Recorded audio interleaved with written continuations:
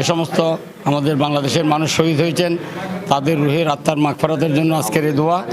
বাংলাদেশ জাতীয়তাবাদী দল অঙ্গ ও সহযোগী সংগঠন উত্তর কাট্টুলি মুন্সিপাড়া কেন্দ্রের উদ্যোগে সাবেক প্রধানমন্ত্রী বিএনপি চেয়ারপারসন বেগম খালেদা জিয়ার রোগ মুক্তি সুস্থতা কামনা এবং ইনকিলাব মঞ্চের আহ্বায়ক জুলাই যোদ্ধা শরীফ ওসমান হাদি সন্ত্রাসী কর্তৃক গুলিবিদ্ধ হওয়ায় তার সুস্থতা ও দীর্ঘায়ু কামনা করে দোয়া ও মোনাজাত মাহফিল অনুষ্ঠিত হয়েছে।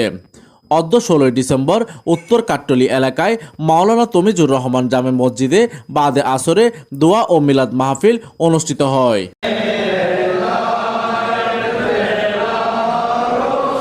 উক্ত মিলাদ ও দোয়া মাহফিলে উপস্থিত ছিলেন 10 নম্বর ওয়ার্ড বিএনপির আহ্বায়ক আলহাজ রফিক উদ্দিন চৌধুরী, সদস্য সচিব সেলিম উদ্দিন এবং সাবেক 10 নম্বর ওয়ার্ড বিএনপির সাধারণ সম্পাদক শামসুল আলম সেক্রেটারি।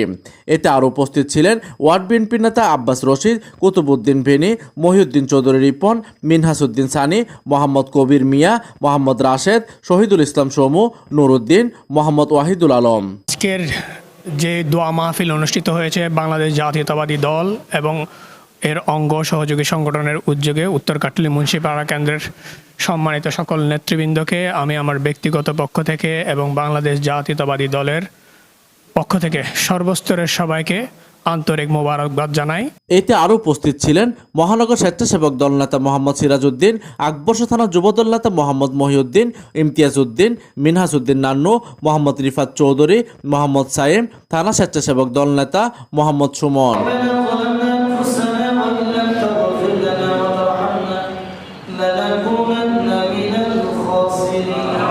উক্ত দোয়া ও মিলাদ মাহফিল আরও উপস্থিত ছিলেন আকবর্ষ থানা ছাত্রদল সংগঠক এহসানুল হাকিম সিজান, মোহাম্মদ বাবলু ইমন, মহানগর ছাত্রদল সংগঠক বেলায়েত হোসেন সজল ও উত্তর কাট্টলি মুন্সিপাড়া কেন্দ্র সদস্য সচিব সাজ্জাদ এস চৌধুরী সহ অন্যান্য নেতৃবৃন্দ। প্রতিনিধি কামরুল হাসানের তথ্য ও পাঠানো চিত্রে ডেস্ক নিউজ, দিগন্তের বার্তা 24, চট্টগ্রাম।